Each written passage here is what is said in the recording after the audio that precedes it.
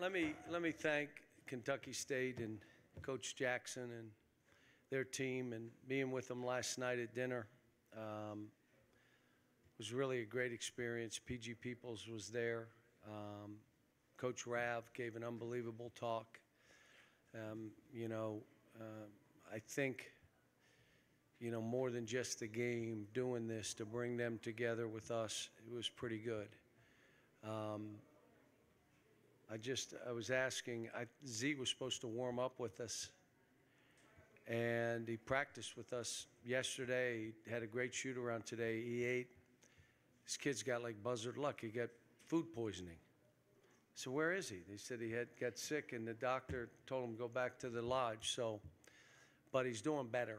The practice, it was nice. The people that were there watching us, it's nice to have him back. Today's game, you as fast as we're playing, to have 25 or whatever assists on 37 baskets and have only really 4 or 5 turnovers, probably less. That means that guys can handle it, guys can pass it, they can catch it. We got a bunch of pretty good basketball players. I just like the fact that they shared it. In this kind of game, what happens is guys just lose their mind, and they didn't. They played the way we're trying to play. They know we got tough games coming up. New Mexico State, they're good. I mean, watching tape of them too, oof. I mean, they took some of their kids from Sam Houston, and they make shots, so it's going to be a hard one there for us. But this was a good tune-up. They're off tomorrow. We practice Saturday. We do something on Sunday and get ready to play Monday. Questions? Cal, 2 exhibitions, blue-white game, about a month of practice. What is the #1 thing this team needs to get better at that maybe you didn't know at the beginning of all that, or maybe you saw throughout that? The Georgetown game was a great thing for us to get bumped around and not block out, not go body to body. So that's all we've been doing. We're doing 3 and 4 things a day where they got to go body to body. I thought they did some good stuff today. Some of the guys' motors are not where they need to be.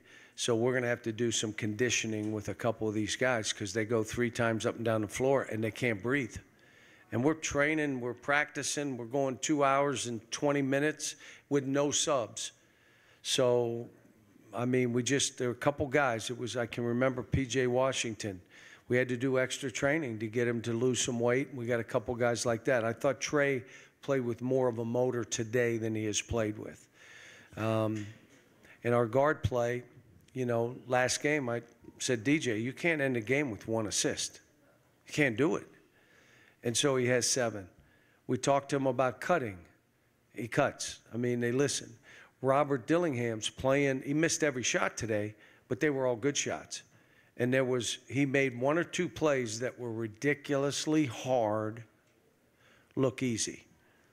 They were like really hard plays that he just made a play like, what did he just do? And he made it look easy. So Justin's getting better. Still too hard on himself. I've had guys like that. Derrick Rose was that way. Too hard on yourself, man. You're playing good. Started the game driving. First half, I told him, we love layups. We like threes. First half, they gave us things at the basket. We scored 40 that way out of the 50. Second half, they packed it, and we got threes. Well, then you shoot threes. Antonio made shots. It was good. It was good to see.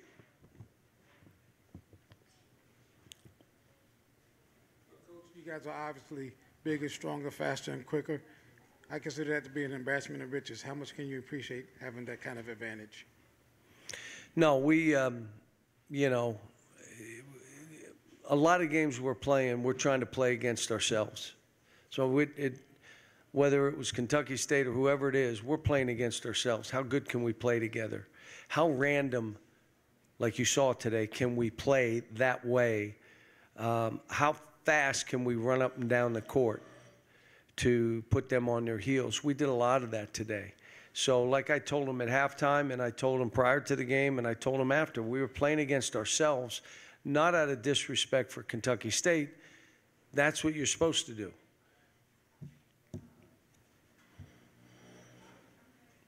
I can imagine being forced to play small ball can be really tough at times, but what pleased you the most about your rotation tonight? Well, playing Justin at 4, you know, what the role I'm talking to Adu about is be a finisher.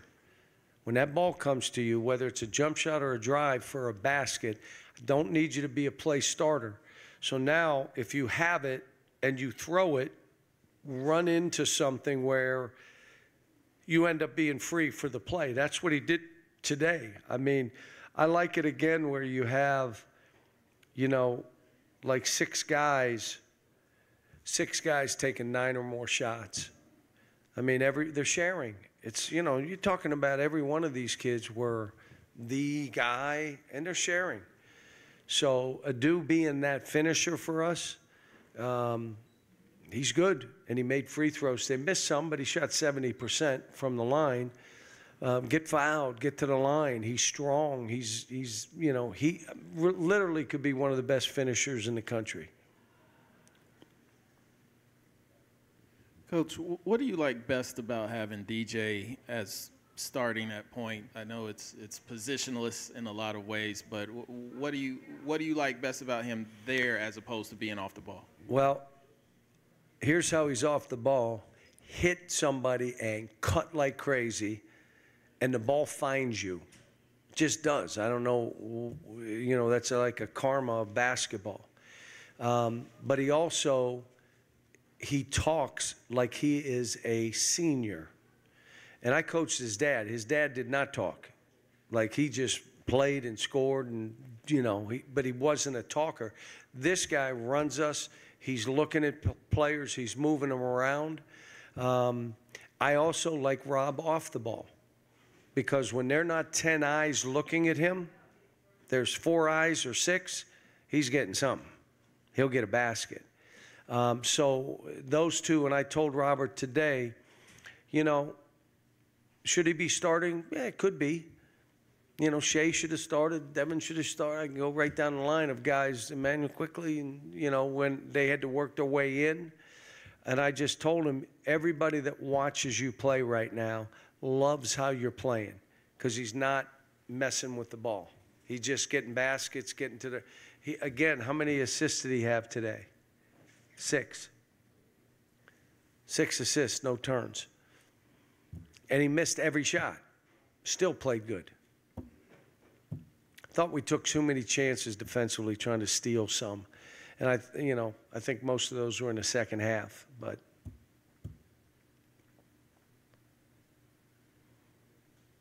John, hey, I saw that, I guess, during the pregame radio show, you'd mentioned Kentucky State that maybe you didn't want them to do zone because you just hadn't had much time to focus on that with your team yet. How big of an emphasis is that going to be for you guys this weekend as you head into Monday? I don't know, because I haven't watched that much tape, and I'm going to have to watch some Sam Houston tape to see if he's played zone.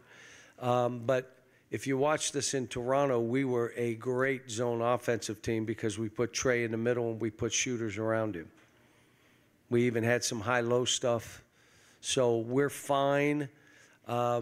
Tomorrow was going to be our zone day, nothing but zone, both on defense and offense.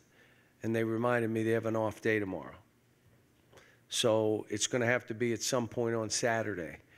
But Sunday's got to be a normal day before the game practice. You can't go 2-3 hours. We're going to have a hard game. John, you talk about DJ trying to get him to cut more. Justin Edwards said at Media Day that you're on him to cut more as well. Young guys like that, do they not know that? Did they not have to do that in high school? And how much technique is there into cutting? What I would tell you is that every one of these kids always had the ball.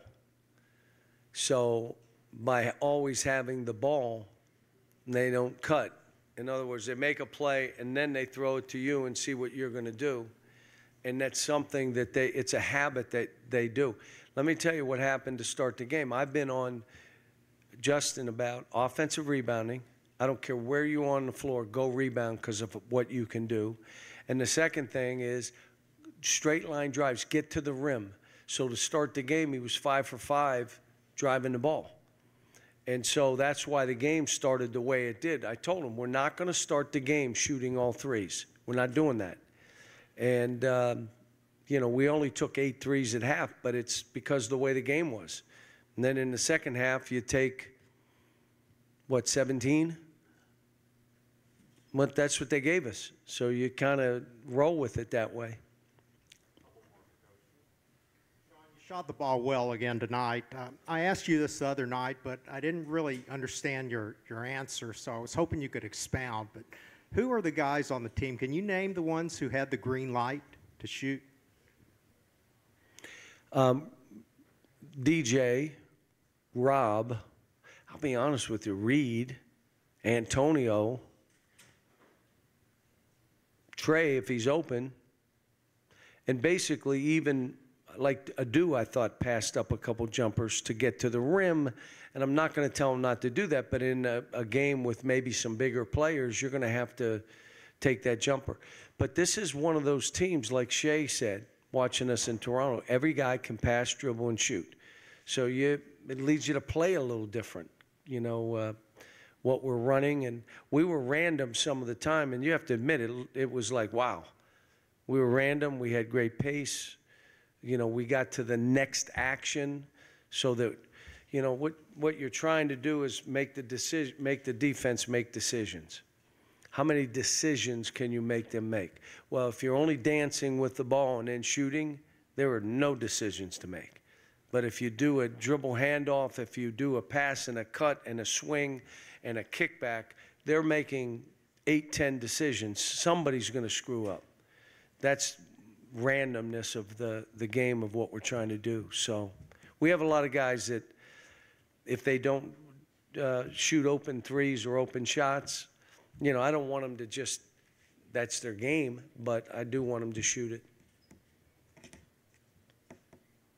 You've used that word a couple times now tonight, random, in talking about the offense and guys cutting and moving. So from your perspective, I guess, how can you get them to be random, and how, like, can you intentionally teach that? How much do you have to have your hands off the product for that to be the end result? Well, so some of it is getting them started, like doing actions so that the ball moves and there's some penetration and cutting, and then it becomes random. What you saw against Georgetown is we stood. So now you're trying to make it random. You have nowhere to go. But now we're cutting and opening up gaps to go. So it's what I want them to do is play off of one another, get to the next action. We're a good shooting team. So we're going to shoot. But you don't want to live and die with the three. You want to be at the rim. You want to draw fouls. And then you're looking, I like threes. I love layups and something at the rim and getting fouled. And this should be a great free throw shooting team. With the return of Antonio Reeves, where do you think he has improved at from this season compared to last season? Biggest thing is his self-confidence. And it's not what we're doing, it's what he is. He is so much more at ease. He talks so much more. When you walk into this program, it is difficult. And there's a ton of anxiety. Am I good enough? What's going on? Every team you play, like even Kentucky State made shots to start this game like everybody does against us. And so that was hard. Finding his way within that team was hard. But by the end of the year, he was really an effective player. Now he's more physical. Now he'll mix it up. Now he talks more on defense. And offensively, you know, he's figured out, how do I get to the rim some?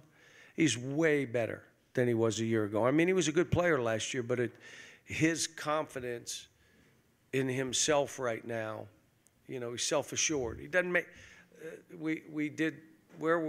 maybe it was the first game. He missed shots and then came out in the second half and made shots. Last year, that never happened.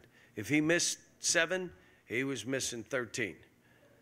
Now he'll miss shots and come back and have enough confidence that it's not phasing me. I'm going to make this next one. I'm going to make the next one. And that's how he's played. All right, thanks, guys.